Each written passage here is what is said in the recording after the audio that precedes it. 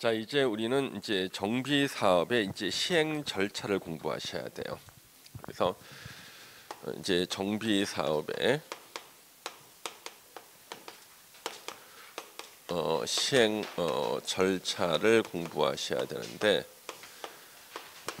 제일 먼저 뭐가 나오냐면 정비 기본 계획이라는 게 있어요.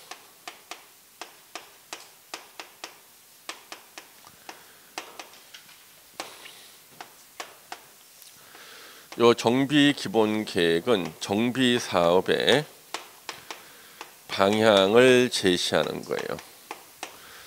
정비 기본 계획은 정비 사업의 방향을 제시하고요.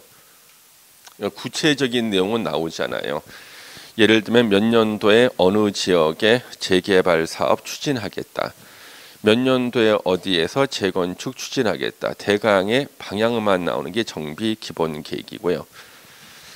정비 기본 계획은 지자체마다 한 개씩이에요. 서울시 전체를 다 해서 하나, 동별로 다 나오고 남양주 전체 하나, 딱 하나밖에 없어요. 그러면 이제 정비 계획이라는 게 나와요. 정비 계획은 정비 사업별로 한 개씩이에요. 서울에서 정비 사업을 300군데에서 한다. 그러면 정비 계획도 300개가 되는 거예요. 사업별로 한 개씩. 그다음에 정비 계획을 수립하면 다음 단계가 정비 사업하는 대상 지역인 정비 구역을 지정해요. 정비 구역을 지정하고요. 그리고 나서 이제 사업 시행자가 정해집니다. 사업 시행자가 정해져요.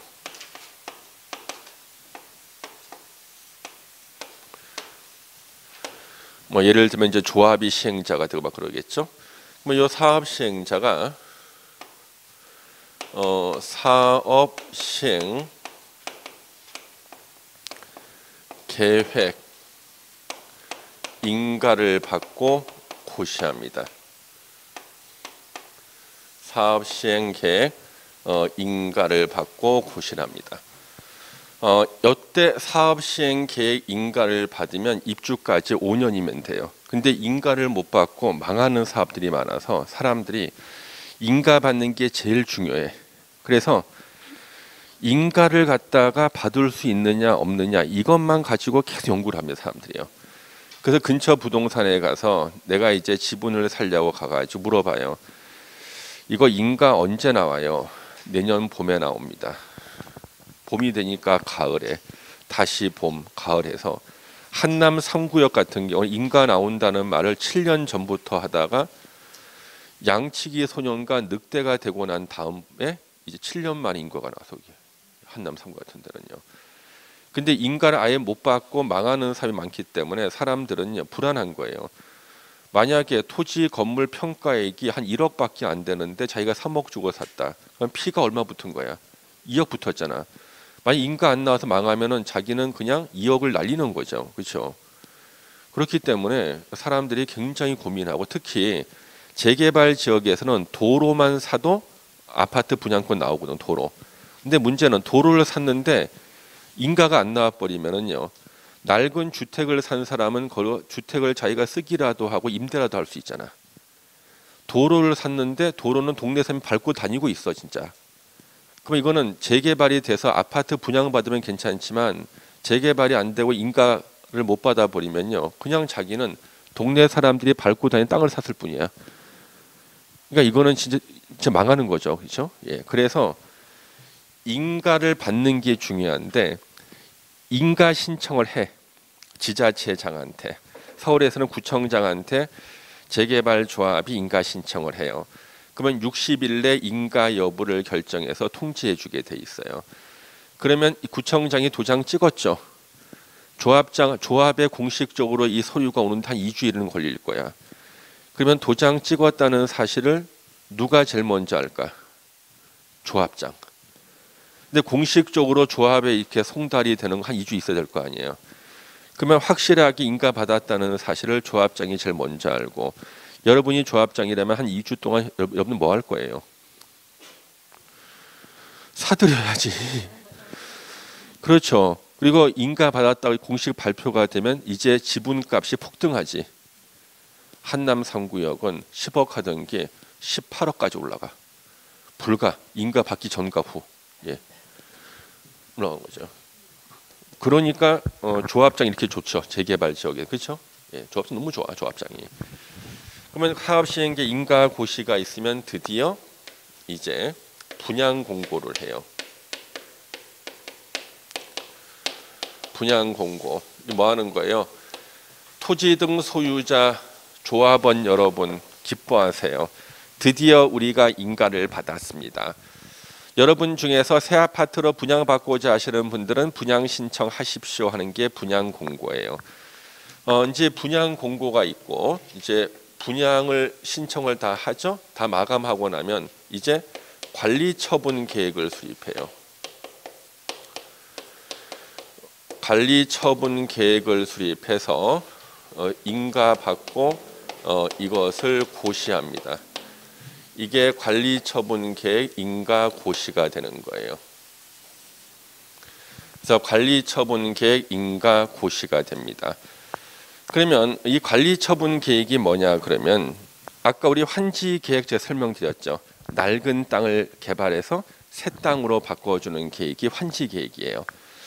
근데 낡은 땅 위에 낡은 건물을 새 땅 위에 새 건물로 바꿔주는 게 관리 처분 계획이에요. 땅만 바꿔주면 환지 계획, 건물까지 지어서 바꿔주면요 관리 처분 계획이에요. 이해 쉽죠? 예, 관리 처분 계획이에요. 그래서 관리 처분 계획은 낡은 요 건물이 있어요. 이렇게 꼬맨 자국도 이렇게 있고 낡은 토지 건물을 부셔서 새 아파트를 지을 때까지의 모든 계획이 다 관리 처분 계획이에요. 예. 20평대 몇 세대 짓고 30평대 몇 세대 짓고 20평대 분양 대상자들 누구라고 다 나와. 30평대 대상 나와. 그러면 관리 처분 계획 인가 고시 후에 우리 법조문에는 안 나오죠. 여기서 이제 동호수 추첨을 해요. 동호수 이렇게 추첨을 합니다. 그래서 동호수 추첨할 때 사실 긴장이 돼. 내가 좋은 동호수를 받아야 되는데 로얄층을 받아야 되는데 그래서 어떤 분들은 100일 기도에 들어가시는 분 계셔요. 추첨하기 전 100일 기도, 새벽 기도, 불공 드리러 다니시는 분, 부적을 몸에 지니고 계시는 분 다양합니다. 근데 제가 예전에 성남에서 재건축 아파트를 그때 투자했을 때는요. 그때는 추첨할 때 공을 꺼내는 거였어요. 이렇게.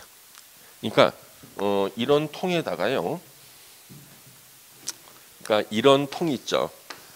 통에다가 동호수가 써 있는 공이 있어요. 103동 1004호, 뭐 101동 901호 이런 식으로 공이 이렇게 있는데 여기다 손을 집어넣어요.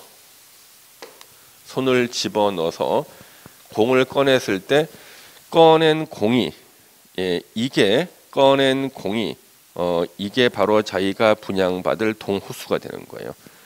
근데 이상하게요. 조합장하고 조합 임원들은 다 로얄층이 나와 이상하게. 추첨하기 전에 공을 냉동실에 넣어놨다가 이렇게 넣어놔서 차가운 공을 찾으면은 로얄층이. 뜨거운 물에다 넣어놨다가 다시 넣어놓으면은 약간 따뜻한 공을 찾으면 로얄층인 거야. 예. 그래서 우리 조합원들 중에서 눈치가 있는 사람은요. 추첨하려고 줄 서 있는데 추첨을 지연시켜. 공이 제 온도를 찾을 때까지. 조합장 임원들 얼굴이 사색이 되는 거야. 빨리 뽑아야 되는데, 그렇죠? 예. 그래서 공을 갖다 그 다음부터는 탁구공을 써요. 탁구공. 탁구공은요, 냉동실 넣으면 쭈그러들어요. 그 다음에 뜨겁게 해도 금방 본래 온도를 제일 빨리 찾는 게 탁구공이야. 근데 탁구공은 매끌매끌하잖아요. 칼로 살짝 긁거나 만져서 까칠까칠한 공을 찾으면은 그게 로얄층인 거예요. 예.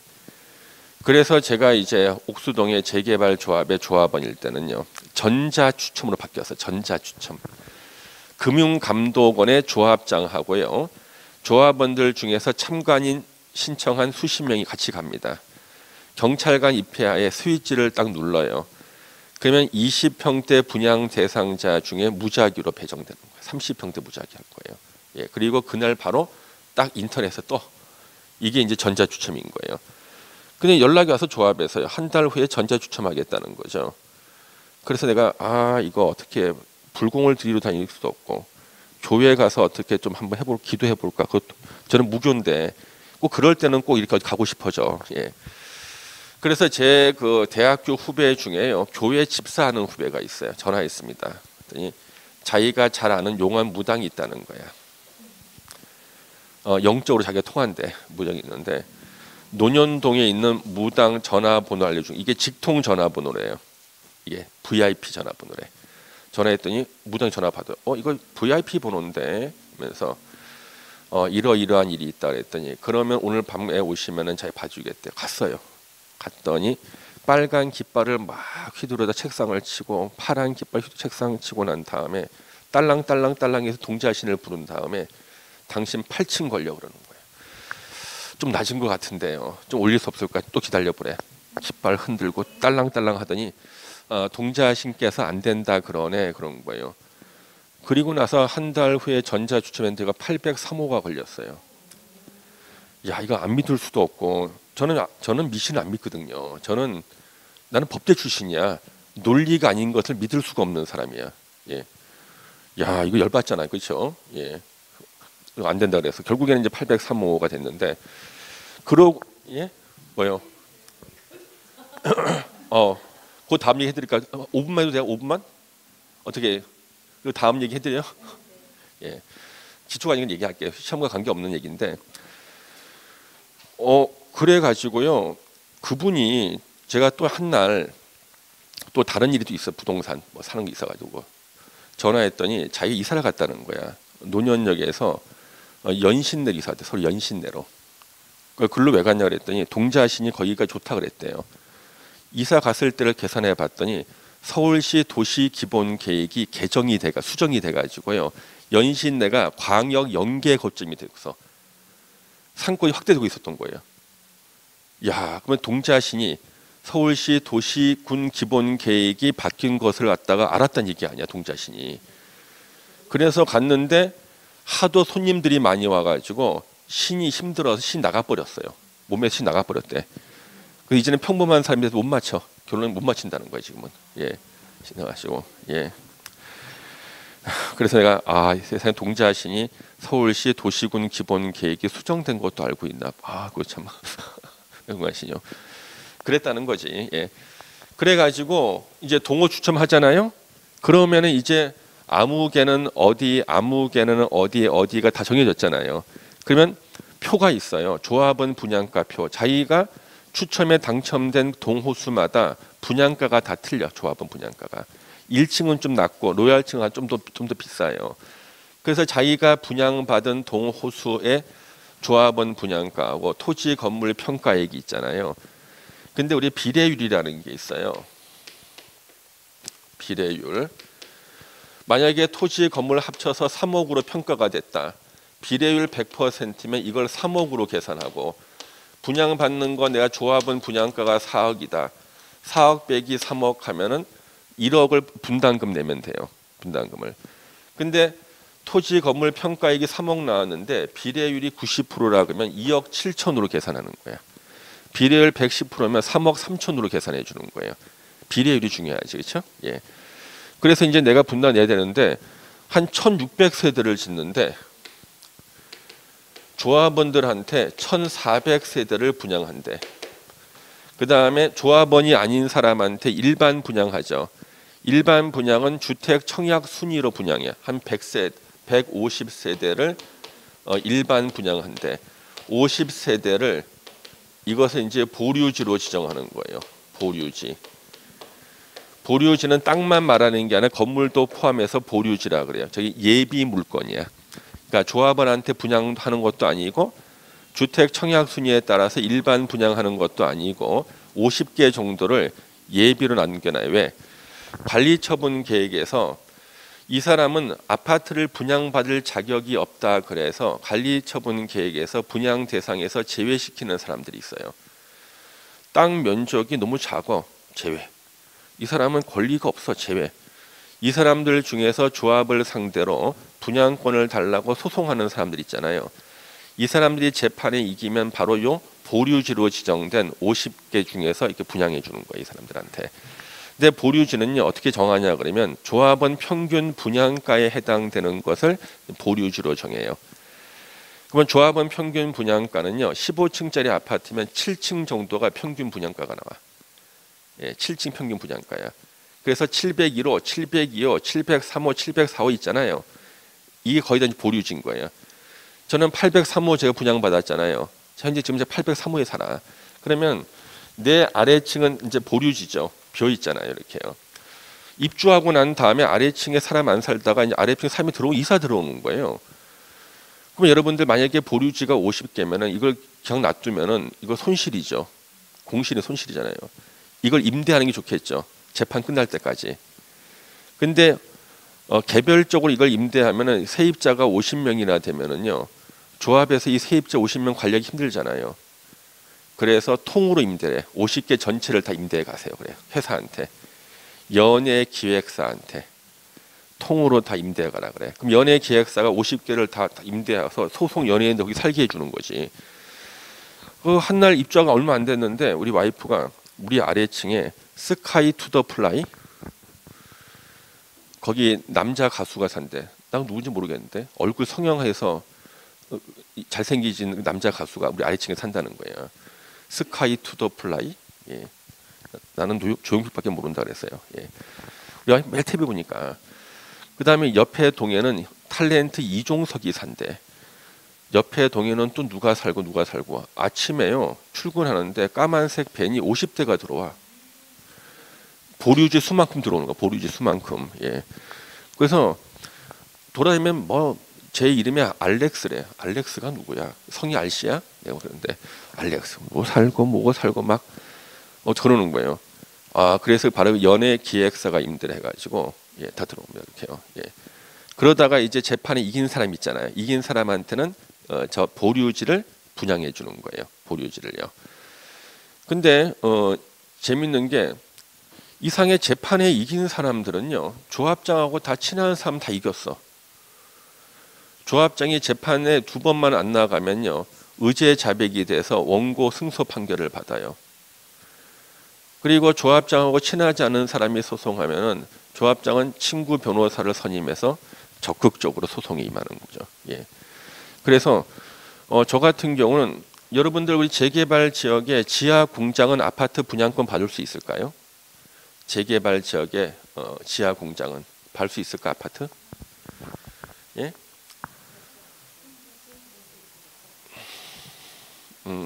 제가 재개발 지역에 지하 공장을 샀어요. 나는 지하 공장 소유자였어. 그걸 가지고 내가 아파트 분양을 받았어요. 예. 계산을 다 해봤지 내가. 그렇죠? 우리가 재개발 지역에서는요. 주택 소유자가 아파트 분양 신청의 선순위예요. 주택 외의 건축물 소유자는 후순위가 돼. 그래서 주택 소유자한테 분양해주고도 아파트가 나오면 주택이 아닌 건축물 소유자한테 후순위로 분양해 주는 거야. 그 제가 쉬어봤어. 주택 소유자 숫자. 그 다음에 내 그 순위를 쉬어보니까 1300등 정도 될 것 같아. 1300등이면 어때? 아파트 분양 받으면 되죠. 그렇죠? 예? 뭐요? 왜 못 세요? 예. 그거 세는 방법을 가르쳐 주면 안 돼. 세는 방법 어떻게 가르쳐 줘 내가 그걸 갖다가. 예. 그거는 나중에 부동산 일하면은 알 수 있어요. 그런 거는 절대 물어보면 안 돼. 예. 그 조합의 내부 자료를 내가 확인했다고 얘기 어떻게 그걸 갖다가. 그렇잖아요? 그렇잖아요. 그러니까 조합의 내부 자료 어떻게 여기다 확인할 수 있어? 큰일 나지 그거. 예. 예. 예. 그래서 제가 이제 그 지하 공장을 사면은 계약서하고요. 인감 도장, 인감 증명서를 들고 조합 사무실에 가서 조합원 명의 변경 신청을 해야 돼요. 갔어 이제. 가서 문 딱 들어갔더니 조합 직원하고 임원들이 이렇게 있는데 절반이 일어나 전 인사를 해요. 절반이. 교수님 안녕하십니까? 그런 거예요. 공인중개사 공부할 때 저한테 배우는 사람, EBS에서 제 10년 강의했으니까 배우는 사람, 대학교 제자들, 임원들, 이사들 있죠. 다 인사하는 거예요. 절반이 저를 알아보는 거예요. 어쩐 일이세요, 교수님? 그래서 저 이거 조합원 됐어요 했더니 너무 좋아하는 거예요. 야, 우리 조합에 박종철 교수님께 조합원 되셨다고. 그리고 바로 뛰어가서 조합장한테 박종철 교수님 오셨습니다. 조합장 나와가지고 교수님 이름 많이 들었습니다. 갑자기 앉으시래요. 차트를 쭉 내려가지고 브리핑하는 거예요. 30분간. 예, 우리가 25년 만에 사업 시행 계획 인가를 받았습니다. 25년 만에. 예, 앞으로 5년만 더 있으면 우리가 삼성 레미안에 입주할 수 있습니다. 이러면서 얘기를 막 하는데 그 다음에 조합장 선거가 있어요. 재선거 조합장. 불안하신 거야. 내가 저는 조합장 같은 거에 전혀 관심이 없는 사람이니까 안심하시라고. 얼굴이 너무 밝아지셔. 긴장하셨거든. 예. 그래서 제가 이제 그 조합장님한테 저는 뭐 다른 거는 필요 없고요. 혹시나 제가 조합 상대로 소송을 하게 되면은 조합장님이 2번만 재판에 나오지 말아주세요. 그랬더니 막 웃으시면서 걱정하지 마세요. 그러는 거예요. 무슨 말씀인지 다 안다. 이분 다 알아요. 왜냐 그러면 제가 만약에 숫자를 잘못해서 내가 후순위로 밀려서 아파트 분양 못 받으면 저는 자동으로 상가를 받아야 돼요. 그랬을 때 제가 마지막 남은 방법이 조합을 상대로 해서 보류지 분양해 달라고 소송을 제기하면은요. 재판에 지는 방법은 재판에 2번 안 나오면 지는 거예요. 그럼 저는 승소 판결 받죠. 법원의 판결로 저는 아파트를 분양 받을 수 있잖아요. 저는 그 얘기한 거예요. 근데 이분 다 알아들으셔. 자세히 얘기 안 해도. 예, 조합장이니까. 그래서 제가 이렇게 말씀을 드렸더니 걱정하지 마십시오 하고. 그리고 나서 이제 얘기 이렇게 하다가 근데 왜 이렇게 분담금이 이렇게 높게 예정이 돼 있습니까? 그랬더니 이번에 성동구청에서요. 저쪽에 도로 500억 들여서 도로 부지 매입해서 기부 체납하라 그래서 500억 들어가는 바람 그래서 제가 한번 보고 이거는 기부 체납할 일이 아닌데요. 잘못하신 겁니다. 그랬더니 이거 확실하냐는 거예요. 제가 먹고 하는 일이 저 이거 가르치는 일이에요. 예. 확실하냐고. 부산에 판례가 있습니다. 그래요? 그래서 성동구청에다가 500억 반환 청구 소송을 했어요. 이겼어요. 제1심에서 이겨가지고 그러면 성동구청이 항소해야 될 거 아니에요. 신문 뉴스에 크게 나왔어. 성동구청이 항소를 안 한 거예요. 정신 나간 구청 공무원 항소 제기 기간을 까먹어. 어차피 항소해도 이기는 건데 아예 까먹어 버린 거예요. 예. 그래서 500억을 반환 받았는데 전 통지가 왔어요. 2,700만 원 받으시라고. 이건 뭔가 아닌 것 같아. 아니 이걸 알려주는 사람도 똑같이 다른 조합원들하고 똑같이 돌려받는다는 게 말이 돼? 그렇잖아요. 전 더 많이 받는 거 아니야? 예. 그래 똑같이 돌려받았습니다. 예. 그래서 그 조합에서는 저를 엄청 좋아하시겠죠, 그렇죠? 조합은요. 예. 그래서 이제 이 사업이 이제 진행이 되는 거예요. 관리처분 인가고시 통수침해가지고. 그 다음에 이제 드디어 사업 시행.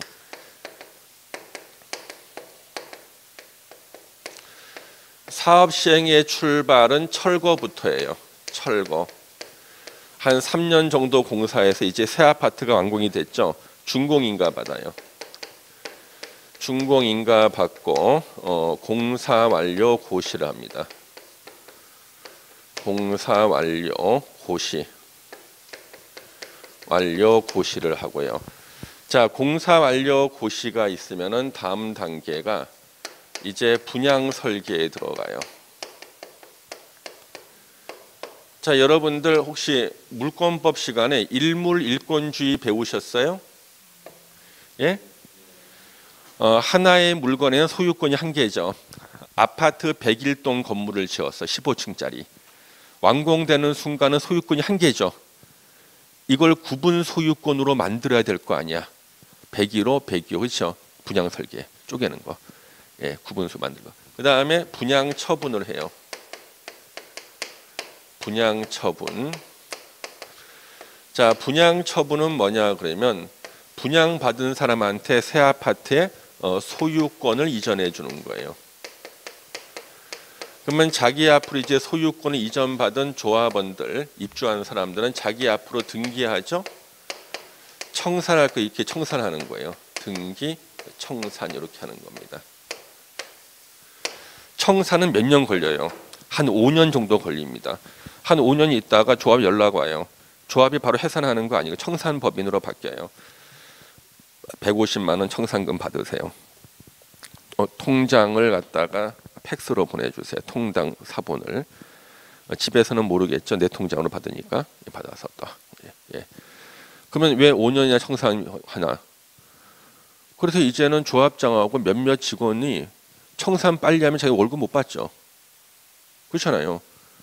세워라 가라 마라 하면서 그냥 월급 받으면서 그냥 천천히 한 5년 6년 청산 작업 들어가는 겁니다. 예. 자, 이렇게 하는 것이 바로 정비사업 시행 절차예요. 그러면 제가 이렇게 박스 쳐놓은 것은 이게 다 이제 뼈대가 되는 것들이에요. 여기다 이제 살을 붙여 나가면 우리는 공부가 다 끝나는 거겠죠.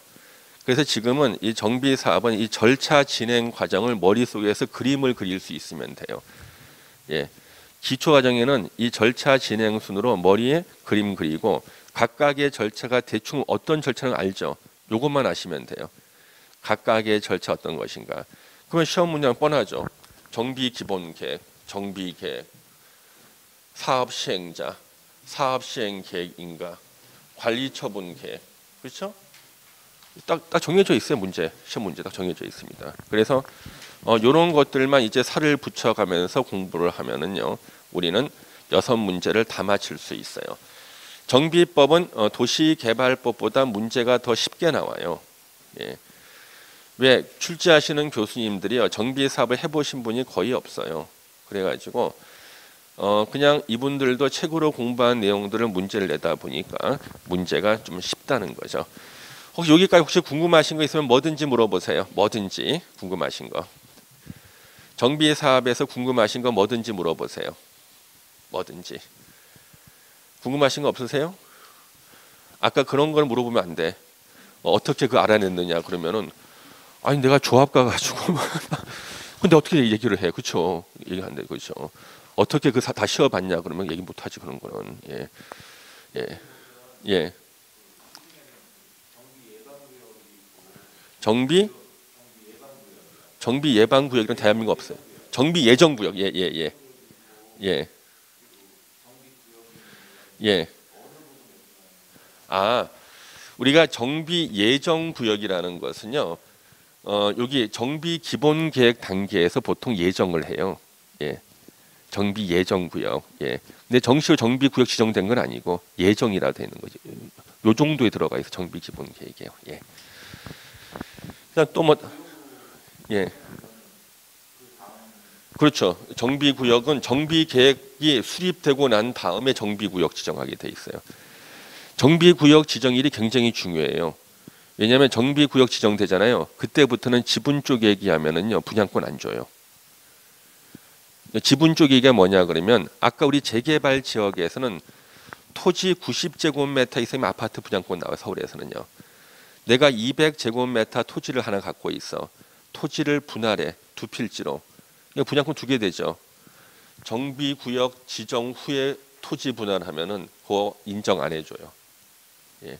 그 다음에 또 지분 쪽에는 우리 단독주택은 아파트 분양권 1개 나오잖아요. 이걸 부셔. 다세대 주택 12세대를 지어. 방을 1개씩으로 해가지고. 다세대 주택은 방의 개수 제한이 없거든요. 그러니까 구조는 원룸인데 허가는 다세대로 받은 거예요. 12개 지으면 원룸 1개씩이 20평대 아파트 분양권이 나온다니까. 그러면 단독주택 분양권 1개가 몇 개로 바뀐 거예요? 12개. 지분 쪼개졌죠. 지분 쪼개기예요. 그거 정비구역 지정 전에 하면은 인정이 될 수 있지만 물론 그것도 안 되는 경우가 있어요. 근데 정비구역 지정 후에는 절대 안 돼. 전에는 되는 경우도 있고 안 되는 경우도 있지만 정비구역 지정 후에는 절대 안 돼. 그래서 정비구역 지정 이후에는 지분 쪼개기는 인정을 안 해주거든요. 예. 그 정비구역이 언제 지정될까 보다가 지정되기 전에 지분 쪼개고 막 그러는 거죠. 예. 또 궁금하신 거 없으세요? 근데 재개발, 재건축 이제 정식으로 조금 더 살 붙여서 공부하다 보면 궁금한 게 막 나올 거예요. 근데 공부 좀 하시고 하면은 나중에는 머릿속에 이 절차가 다 그려지고요. 이 절차 가로 안에 알맞은 말 찾기 이것도 시험에 세 문제나 나와서 지금까지. 근데 아무도 안 틀리죠. 왜? 이 절차상 공부하니까. 그렇죠? 예. 이렇게 공부하시면 충분합니다. 자, 일단 우리 정비법은 여기까지만 공부하시고요. 우리 다음 주에는 이제 건축법을 공부할 건데요. 건축법도 역시 우리 개념을 이해하는 게 중요해요. 그래서 제가 최대한 쉽게 설명을 드릴 거예요. 그래서 올해도 건축법 어렵게 나왔지만 우리 다 마치고 돌아왔어요. 수험생들요. 그래서 건축법도 제가 최대한 여러분들한테 쉽게 설명을 드릴 거고요. 그래서 여러분들 일단 결석 안 하는 게 중요하겠죠. 결석은 다른 시간에 해야겠죠. 예, 공법 시간 절대 안 됩니다. 예, 오늘 여기까지 하겠습니다. 자, 수고하셨습니다. 감사합니다. 예.